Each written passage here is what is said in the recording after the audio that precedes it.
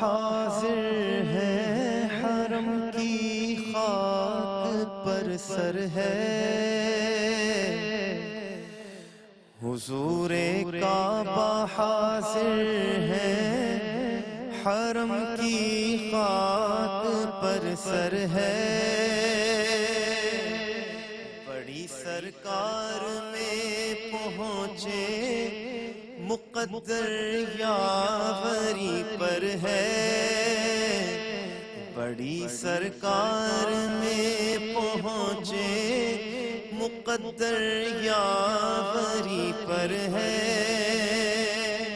نہ ہم آنے کے قابل تھے، نہ لائق یوں دکھانے کے، نہ ہم آنے کے لائق تھے، نہ قابل منہ دکھانے کے، مگر ان کا کرم، مگر ان کا کرم بندہ نواز و بندہ پرور ہے، مگر ان کا کرم بندہ نواز و بندہ پرور ہے، تصدق ہو رہے ہیں لاکھوں بندے گرد پھر پھر کر، تصدق ہو رہے ہیں لاکھوں بندے گرد پھر پھر کر، طواف خانہ کعبہ عجب دلچسپ منظر ہے، طواف خانہ کعبہ عجب دلچسپ منظر ہے، جو ہیبت سے رکے مجرم تو رحمت نے کہا بڑھ کر، جو ہیبت سے رکے مجرم تو رحمت نے کہا بڑھ کر، چلے آؤ چلے آؤ یہ گھر رحمان کا گھر ہے، چلے آؤ چلے آؤ یہ گھر رحمان کا گھر ہے، جو ہیبت سے رکے مجرم تو رحمت نے کہا بڑھ کر، جو ہیبت سے رکے مجرم تو رحمت نے کہا بڑھ کر، چلے آؤ چلے آؤ یہ گھر رحمان کا گھر ہے، چلے آؤ چلے آؤ یہ گھر رحمان کا گھر ہے، یہ زمزم اس لیے ہے جس لیے اس کو پیے کوئی، یہ زمزم اس لیے ہے جس لیے اس کو پیے کوئی، اسی زمزم میں جنت ہے، اسی زمزم میں کوثر ہے، اسی زمزم میں جنت ہے، اسی زمزم میں کوثر ہے، خدا کی شان یہ بوسہ سنگ اسود کا، خدا کی شان یہ لب اور بوسہ سنگ اسود کا، ہمارا اور اس قابل عطائے رب اکبر ہے، ہمارا اور اس قابل عطائے رب اکبر ہے، حسن حج کر لیا کعبے سے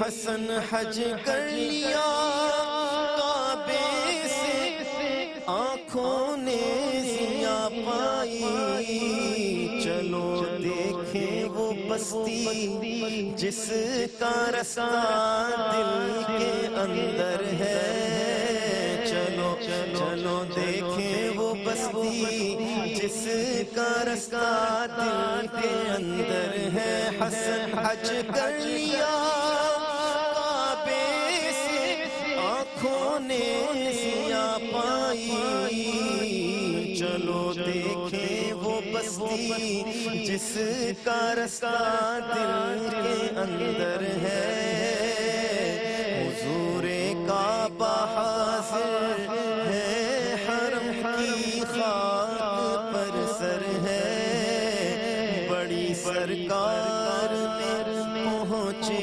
مقدر یاری پر ہے کسی کی آنکھ میں آنسو اتار دیتا ہے کسی کے دل کو وہ صبر و قرار دیتا ہے کبھی امیر کو ٹھوکر پہ مارتا ہے وہ کبھی غریب کی قسمت سنوار دیتا ہے خیال رکھتا ہے سب کی ضرورتوں کا وہ کسی کو نقد کسی کو ادھار دیتا ہے کسی کو نقد کسی کو ادھار دیتا ہے واہ ماشاءاللہ کیا خوبصورت کیفیات ہے میں محمود بھائی سے چاہوں گا کہ حاجیو آؤ شہنشاہ کا روزہ دو تین شعر اس کے بھی ہم سن لیں بسم اللہ حاجیوں آؤ شہنشاہ کا روزہ دیکھو حاجیوں آؤ شہنشاہ کا روزہ دیکھو حاجیوں آؤ شہنشاہ کا روزہ دیکھو کعبہ تو دیکھ چکے کعبے کا کعبہ دیکھو کعبہ تو دیکھ چکے کعبے کا کعبہ دیکھو آب زمزم تو پیا خوب بجھائی پیاسے آب زمزم تو پیا خوب بجھائی پیاسے آؤ جودے شہ کوثر کا بھی دریا دیکھو آؤ جودے شہ کوثر کا بھی دریا دیکھو خوب آنکھوں سے لگایا ہے غلاف کعبہ خوب آنکھوں سے لگایا ہے غلاف کعبہ خوب آنکھوں سے لگایا ہے غلاف کعبہ قصر محبوب کے پردے کا بھی جلوہ دیکھو قصر محبوب کے پردے کا بھی جلوہ دیکھو دھو چکا ظلمت دل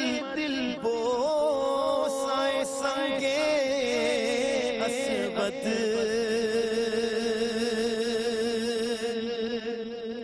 دھو چکا ظلمت دل بوسائے سنگے اسود خاک بوسی مدینہ کا بھی رتبہ دیکھو غور سے سن تو رضا کعبے سے آتی ہے صدا غور سے سن تو رضا کعبے سے آتی ہے صدا میری آنکھوں سے میرے پیارے کا روضہ دیکھو میری آنکھوں سے میرے پیارے کا روضہ دیکھو حاجیوں آؤ شہنشاہ کا روضہ دیکھو کعبہ تو دیکھ چکے کعبے کا کعبہ دیکھو آپ کی جانب سے جتنا ماشاءاللہ ایک بچپن سے آپ نعت پڑھ رہے ہیں اور تا دم آخر پڑھتے رہیں گے ارادہ یہی ہے آپ کی جانب سے ایک دعا جو آپ کریں میں پیش کرتا ہوں کہ کٹ جائے میری عمر تیرے ذکر پاک میں آمین کٹ جائے میری عمر تیرے ذکر پاک میں مل جائے میری خاک مدینے کی خاک میں آمین آمین مل جائے میری خاک مدینے کی خاک میں اللہ رب العزت کے بندے آج اللہ رب العزت کو تلاش کر رہے ہیں ڈھونڈتی ہے تجھے میری جان حزین ایک طرف اللہ کو تلاش کرتے ہیں دوسری طرف رسول اللہ کو تلاش کرتے ہیں اور جو جسے رسول اللہ مل جاتے ہیں اسے اللہ مل جاتا ہے تھا ہر نفس قریب مگر ڈھونڈتے رہے تھا ہر نفس قریب مگر ڈھونڈتے رہے ہم تجھ سے دور تجھ کو کدھر ڈھونڈتے رہے ہم تجھ سے دور تجھ کو کدھر ڈھونڈتے رہے تو جلوہ گر تھا شام و سحر کے لباس میں تو جلوہ گر تھا شام و سحر کے لباس میں نادان تجھ کو شام و سحر ڈھونڈتے رہے نادان تجھ کو شام و سحر ڈھونڈتے رہے اہل نظر نے تجھ کو اگر ڈھونڈ بھی لیا اہل نظر نے تجھ کو اگر ڈھونڈ بھی لیا اہل نظر نے تجھ کو اگر ڈھونڈ بھی لیا پھر ساری عمر اپنی نظر ڈھونڈتے رہے پھر ساری عمر اپنی نظر ڈھونڈتے رہے ناداں تجھی کو شام و سحر ڈھونڈتے رہے تو جلوہ گر تھا شام و سحر کے لباس میں نادان تجھ کو شام و سحر ڈھونڈتے رہے مفتی محمد سہیل رضا امجدی صاحب رب کو پا لینا رب شہرت سے قریب ہے بندہ حج پہ اس دھن میں ہوتا ہے کہ مولا میں حاضر ہو گیا تو بھی مجھے مل جا تیری رحمت بھی مجھے مل جائے اس توقع اور امید پر آپ نے فرمایا ارادہ مضبوط کچھ لوگوں کی نیتیں اتنی مضبوط ہوں گی ایسی قوی ہوں گی ایک ایسا ہم گناہگاروں کے درمیان آپ جیسا حاجی بھی بیٹھا ہوگا کہ جس کا ارادہ نیت ہم سب کو حج کی سعادت سے بہرہ مند کر دے گی ان لوگ جن کی نیتیں کمزور بھی ہیں نا اس کے صدقے اللہ اس پہ کرم فرما دے گا صرف حجاز مقدس کی مخصوص مقامات تک ہی نہیں اس کا کرم محدود ہے وہ تو اس وقت عالم اسلام میں جہاں جہاں حاجی بیچارہ بیٹھا ہے نظر لگائے وہ سب اچھا اور دوسرا یہ بتاتا چلوں کہ اس پہ مفتی صاحب کا تبصرہ فرمائیں گے اب سے چند ہی لمحات میں شاہی دیوان کے مشیر سپریم علماء کونسل کے رکن جناب الشیخ عبداللہ بن سلیمان المنیع انشاءاللہ خطبہ حج فرمائیں گے اور اس کا ترجمہ ہمارے ساتھ ڈاکٹر حبیب الرحمان صاحب موجود ہیں انشاءاللہ سالہ گزشتہ کی طرح اس سال بھی ڈاکٹر حبیب الرحمان صاحب اس کا ترجمہ فرمائیں گے مفتی محمد سہیل رضا امجدی صاحب دیکھیں ایک سوال یہ پیدا ہوتا ہے کہ جب ہم حرم میں چلے گئے جہاں پر ایک نیکی کا ثواب لاکھ نیکیوں کے برابر ہے اچھا ایک نماز پڑھیں لاکھ نمازوں کا ثواب خانہ کعبہ کو پہلی نظر دیکھیں جب بھی حاضری دیں پہلی نظر دیکھیں جو دعا مانگے قبول ہو جائے اور طواف جب کریں تو مغفرت کی ضمانت حجر اسود کو چومیں تو ہمارے گناہوں کی مغفرت، مقام ابراہیم پر آ کر نماز پڑھیں، گناہوں کی مغفرت، صفا مروہ کی سعی کریں، گناہوں کی مغفرت. تو مولا یہ کیا بات ہے، تو نے ہمیں حج کا حکم دیا تو ہم تیرے حرم میں آ جاتے، تیرے خانہ کعبہ میں آ جاتے. یہ منی، یہ عرفات، یہ مزدلفہ، یہ دیکھیں مصعب، یہ دیکھ رہے ہیں مسجد نمرہ میں اللہ اکبر. حاجی بیٹھے. جی جی، اللہ یہ منی میں، عرفات میں، مزدلفہ میں تو کیوں بلاتا ہے؟ پھر قربانی کرنے کے لیے کیوں کہتا ہے؟ رمی کرنے کے لیے کیوں کہتا ہے؟ ذرا سا غور کیجئے. یہی بات مولا علی المرتضیٰ رضی اللہ تعالیٰ عنہ سے کسی نے پوچھی کہ حضور بات یہ یا امیر المؤمنین کہ ہم حرم میں آ گئے تو ہو جانا چاہیے تھا، یہ روکا کیوں گیا؟ تو فرمایا کہ حرم یعنی خانہ کعبہ ہے نا، اس کا دروازہ حرم ہے. اللہ اکبر. حدود حرم حرم ہے. اچھا، منی بھی حرم میں، عرفات بھی حرم میں، اور مزدلفہ بھی حدود حرم میں. اللہ. ٹھیک ہے نا؟ تو فرمایا کہ میرے گھر کو آ رہے ہو نا، تو گھر پر آنے سے پہلے دروازے پر روکا جاتا ہے. اللہ اکبر. کہ یہاں رک جاؤ دروازے پر. تہذیب ہوتی ہاں، ہے، دروازے پر رکو، آداب ہوتے ہیں. آہوزاری کرو، ہائے ہائے. میری بارگاہ میں کچھ مانگو. واہ. اور فرمایا کہ عرفات یوں سمجھ لیں کہ ڈیوٹی ہے. پھر وہاں پر رکنے کا حکم دیا واہ. کہ یہاں پر رکو، اب یہاں. میری بارگاہ میں کچھ آنسو بہاؤ، میری بارگاہ میں مانگو. پھر اس کے بعد چلتے ہوئے فرمایا کہ مزدلفہ آ جاؤ، یہ بھی دروازے پر آؤ، ڈیوٹی پر آ کر اپنا ماتھا ٹیکو. کیا خوبصورت. فرمایا اس کے بعد جب تم نے ماتھا ٹیک لیا، سبحان اللہ. آپ نے سجدے کر لیے، دعائیں مانگ لی، استغفار کر لیا، پھر فرمایا کہ صبح آؤ اور جمرات شیطان کو مارو. اللہ. صرف خارجی شیطان کو نہ مارو، نفس سے. اندر کے شیطان کو بھی مارو. نفس کو بھی مارو. اچھا، مار لیا. اب اس کے بعد فرمایا کہ آؤ قربانی کرو، یعنی اپنی انانیت کو حلقوم میری پہ. بارگاہ میں فنا کر دو. کیا بات ہے. سبحان اپنی اللہ. انانیت کے گلے پر طرز چھری عمل. پھیر دو. سبحان اللہ. سبحان. جب انانیت کو فنا کر سبحان دیا اللہ. سبحان اللہ. تو پھر اس کے بعد غسل کا حکم ہے نا. ہاں، جب ہم احرام سے پاک ہو نکلتے جاؤ. ہائے ہائے ہیں ہائے. فرمایا پاکیزہ ہو جاؤ، ہائے ہائے ہائے. پاک ہو جاؤ. واہ. اچھا، اس کے بعد کیا ہوتا ہے؟ طواف زیارہ. زیارہ کا معنی ہے ملاقات. سبحان جب اللہ. پاکیزہ ہو جاؤ گے، ظاہری اور باطنی طور پر مکمل پاکیزہ ہو گئے، سبحان اللہ. تو فرمایا کہ اب میرے خانہ کعبہ میں آ کر میرا دیدار کرو، سبحان میرے اللہ. خانہ کعبہ کا دیدار کرو. سبحان اب اللہ. میری سبحان. حتمی مغفرت تمہارا مقدر بن چکی. کیا مصعب، کیا بات ہے، کیا بات. میں محمود الحسن اشرفی صاحب آپ سے گزارش کروں گا کہ آپ 2-3 شعر سنا دیں. مدینے کو جائیں یہ جی چاہتا ہے. بسم اللہ. بسم اللہ. مدینے کو جائیں یہ جی چاہتا ہے، مدینے کو جائیں، مدینے کو جائیں یہ جی چاہتا ہے، مقدر بنائیں یہ جی چاہتا ہے، مقدر بنائیں یہ جی چاہتا ہے، مدینے کو جائیں، مدینے کے آقا دو عالم کے مولا، مدینے کے داتا دو عالم کے مولا، تیرے پاس آئے جلدی، تیرے پاس آئے ہم سب، تیرے پاس آئے یہ جی چاہتا ہے، مدینے کو جائیں، محمد کی نعت، محمد کی سیرت، محمد کی نعت، محمد کی سیرت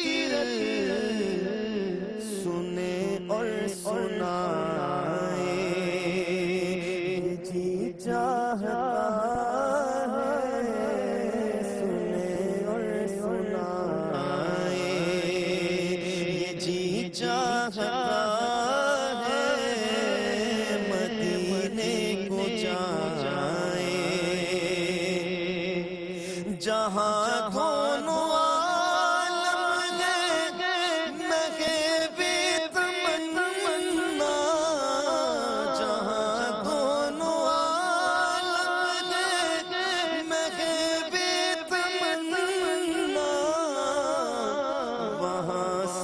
چھکائے یہ جی چاہتا ہے وہاں سر چھکائے یہ جی چاہتا ہے محمد کی باتیں محمد کی سیرت سنے اور سنائے یہ جی چاہتا ہے مدینے کو جائے پہنچ جائے بغداد جب ہم مدینے پہنچ جائے بغداد جب ہم مدینے تو خود کو نہ پائے یہ جی چاہتا ہے تو خود کو نہ پائے یہ جی چاہتا ہے مدینے کو جائے یہ جی چاہتا ہے مقدر بنائے یہ جی چاہتا ہے مدینے کو جائے بہت خوب، اللہ خوش رکھے.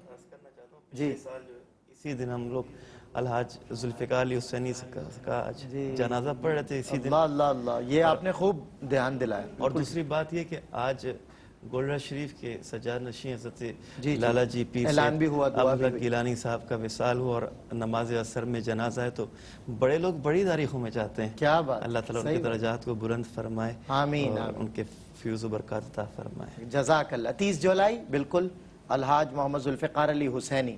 یہ تمام علماء، یہ تمام شناخہ، ہر شعبے اور ہر مکتبہ فکر کے آدمی کو میں نے اس نعت خواں سے محبت کرتے ہوئے دیکھا ہے. آپ دیکھ رہے ہیں جب ہم بریک سے بھی آ رہے ہیں تو ذوالفقار علی حسینی کی خوبصورت آواز میں حاضر ہیں حاضر ہیں حاضر ہیں ہم.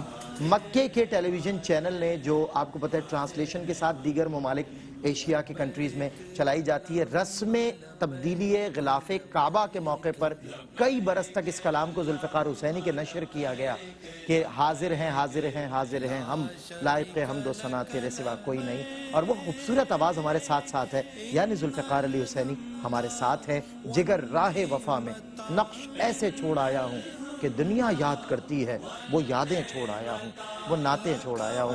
ناظرین اکرام، میں آگے اسی تسلسل کو لیے چلتا ہوں. ڈاکٹر محمد احمد قادری صاحب تشریف فرما ہیں. ڈاکٹر صاحب قبلہ، خطبہ حج ابھی چند ہی لمحات میں ہوا چاہتا ہے. ڈاکٹر صاحب انشاءاللہ اس کا ٹرانسلیشن بھی فرمائیں گے، اسے ٹرانسلیٹ کریں گے. میں آپ سے عرض کر رہا ہوں کہ جو خطبہ حج کا ایک تاریخی تسلسل ہے، عالمگیریت کے حوالے سے، محبت کے حوالے سے، امن کے حوالے سے، اور سب سے بڑی بات جو بنیاد ہے خطبہ حج کی کہ اللہ کی طرف دعوت دینا، اور یہ جو دعوت توحید ہے، ایک تاریخی تسلسل ہے اس کا خطبہ حج کا. کیا فرماتے ہیں؟ صحابہ اکرام کے ادوار میں بھی، خلفائے راشدین کے ادوار میں بھی آپ نے دیکھا اس کا ایک تاریخی تسلسل ہے خطبہ حج کا. اس حوالے سے کچھ نکات تشریف. معروف مفکر ہیں علامہ جلال الدین سیوطی رحمۃ اللہ تعالیٰ علیہ، وہ فرماتے ہیں کہ خطبہ کا بنیادی مقصد یہ ہے کہ اللہ اور اس کے نبی کی جانب پورے معاشرے کے دلوں کو پھیر دیا جائے. وہ خطبہ ہی نہیں جس میں وحدانیت نہ ہو، رسول کی رسالت نہ ہو، اور جس خطبے میں عقیدت نہ ہو، وہ خطبہ ہی نہیں. اب خود عربی زبان میں ہم خطبہ کرتے ہیں، جس کو انگریزی میں سرمن کرتے ہیں. اس کا مقصد کیا ہوتا ہے؟ یہ مخاطبت لفظی نہیں ہوتی، یہ مخاطبت معنوی ہوتی ہے. اور جب معنویت آ جائے تو مثنوی و مولوی و معنوی قرآن در زبان پہلوی، تو وہ قرآن جو ہے وہ زبانوں سے دلوں میں اور دلوں سے نکل کر اپنی معنویت میں وجود پر ایسے برستا ہے وہ خطبہ، اور ایسے احکامات دل کے اوپر وارد ہوتے ہیں کہ اس کی مقصدیت کو سمجھنے والے سمجھ سکتے ہیں کہ اللہ کے نبی صلی اللہ علیہ وسلم نے اپنے خطاب میں کیا فرمایا. حضور کریم صلی اللہ علیہ وسلم کے جتنے بھی خطبات ہیں وہ تمام خطبات آپ یکجا کر لیجئے، ان خطبات کا محور کیا ہے؟ پورا قرآن حضور کا خطبہ ہے، واہ سبحان اللہ، اور پورا قرآن حضور کی نعت ہے، سبحان اللہ، اور پورے دنیا کی تمام تفاسیر چاہے کسی زبان میں لکھی گئی ہو، اگر عقیدے اور عقیدے کے ساتھ عقیدت کے ساتھ لکھی گئی ہے، مزاج میں کہیں انا پرستی نہیں ہے، وہ جو لفظ انانیت تھی، قربانی کی بات آپ نے کی تھی، اور کہیں اپنی ذات نہیں بول رہی، اور کہیں جو پتھر مارنے آپ جاتے ہیں وہ آپ اپنے آپ کو نہ مار رہے ہوں، اور کہیں لغزشیں نہ کر رہے ہوں، تو آپ یقین جانیے کہ وہ تفاسیر بھی خطبہ ہے نبی کا، اللہ اور حضور کا جو فرامین ہے وہ یکجا کر لیجئے، چاہے وہ تفسیر عائشہ ہو رضی اللہ تعالیٰ عنہ، یا مسانید ہو، یا عصر حاضر کا اس مسجد کا خطبہ جس کی ابھی علامہ صاحب انشاءاللہ تشریحات بھی کریں گے، ترجمہ بھی کریں گے، اور قبلہ آپ حضرات بھی گفتگو فرمائیں گے اس پر. لیکن میں ایک بات عرض کرتا چلوں کہ محض خطبہ سن لینے سے سب کچھ ہو جاتا ہے. ابو جہل نے بہت خطبے سنے تھے حضور کے، صحیح صحیح، بہت سنے تھے خطبے، اور زیادہ خوبصورت عربی بولتا بھی تھا، لباس بھی وہی پہنتے تھا کہ منافق کو پورا لباس پہنا کر مسجد میں بٹھا دو تو مسجد درار پھر کہاں گئی. ہاں جناب، پتہ یہ چلا کہ خطبے کا اثر دل پر، اور دل پر نگاہ مصطفیٰ کے ذریعے اگر تبدیلی نہیں آتی تو تمہارا ایمان اس لیے مکمل نہیں ہوتا کہ لا یؤمن احدکم، تم اس وقت تک مومن ہو ہی نہیں سکتے کہ جب نبی کے خطاب کو دل سے نہ سنو. اور وہ جو حضور نے وہاں فرمایا تھا تو حضور نے یہ نہیں کہا تھا خالی کہ میں آج گفتگو کر کے ختم کر رہا ہوں، کہا تھا میرے بعد میں آنے والوں کو بھی بتلا دینا. تو بعد میں آنے والوں کو یہ نہ بتلا دینا کہ یہ اتنے سر تھے یہاں پر، یہ اتنے لوگ تھے یہاں پر محمد سے پیار کرنے والے صلی اللہ علیہ وسلم، یا رسول اللہ کہ لوگ تھے یہاں پر، یا تعداد دکھانی تھی. قلیل میرے بادی شکور والا معاملہ ہے. وہاں تو یہ بتلانا تھا کہ اس خطبے میں جب تک میری محبت شامل نہیں ہوگی، اور تم امن کی بات زبان سے نہ کرنا، امن کے زبانی دعوے دار امن قائم نہیں کر سکتے. امن میں بتلاؤں گا کیسے ہے کہ میں کعبے کے گرد طواف بھی کر رہا ہوں، طاقت بھی میرے پاس ہے، سب کچھ میرے پاس ہے، پھر بھی میں معاف لیکن میں اپنے عامہ کی ایسی مثال دیتا ہوں کہ جس پر مغرب آج بھی یہ کہتا ہے کہ ہم نے دنیا کے بہت سارے خطابات دیکھے، بہت سارے خطبات سنے، بہت سارے معافی نامے لکھوائے جس کو آپ میثاق کہتے ہیں اور انگریزی میں کہتے ہیں ٹریٹیز، ہیگ والے جس کو آپ ہیگ کانفرنسز کہتے ہیں، لکھ کر قلم توڑ دیتے ہیں کہ ہم نے سارے دنیا کے معاہدات دیکھے، لیکن مصطفیٰ کریم حضور کا نام ہے وہاں پر کہ جو ہم نے ان کا وعدہ دیکھا ہے وہ دنیا میں کوئی وعدہ نہیں دیکھا. تو آج خطبہ صرف سننا اور دیکھنا اور دینا نہیں ہے، دلوں میں نبی کی محبت کو بسا کر یہ کہہ دو لا یؤمن احدکم حتی اکون احب الیہ من ولدہ والناس اجمعین.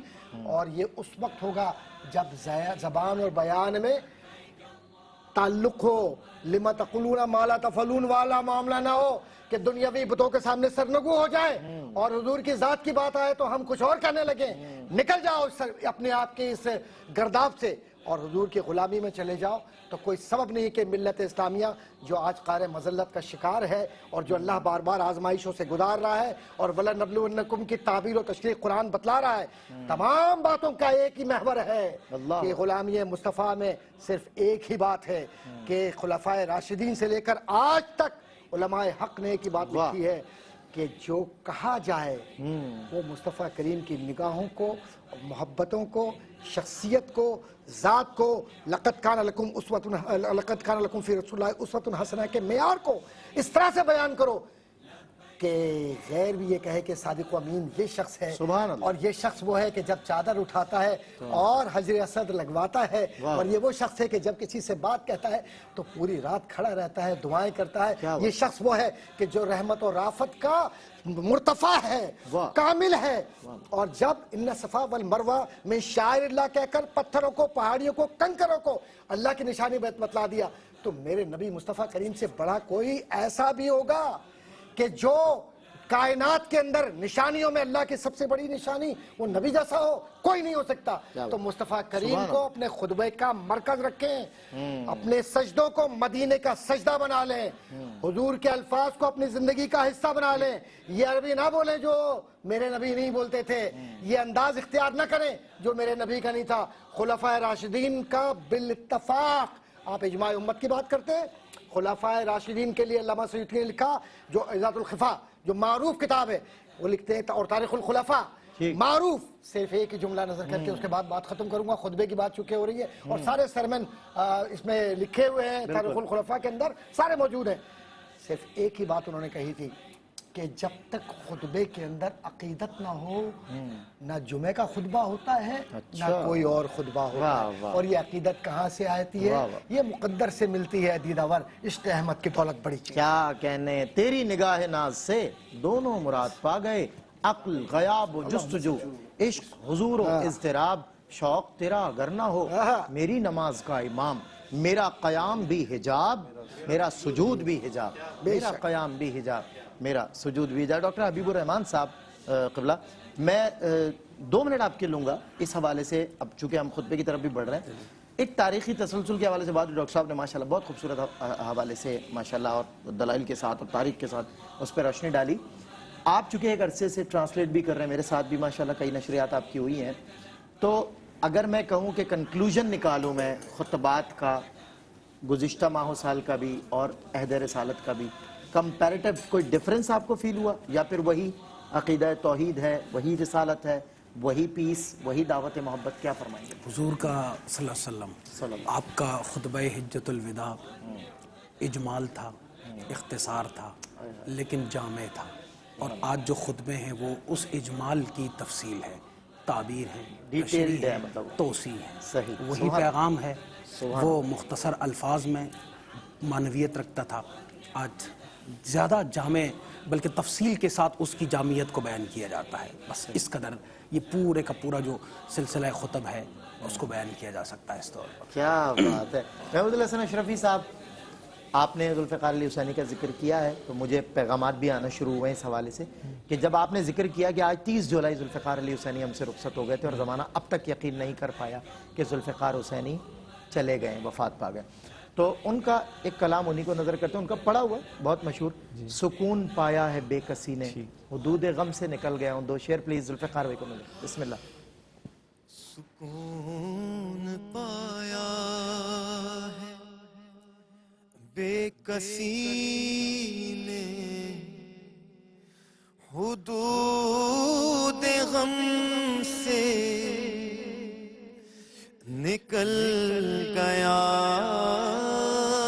ہوں، خیال حضرت جب آ گیا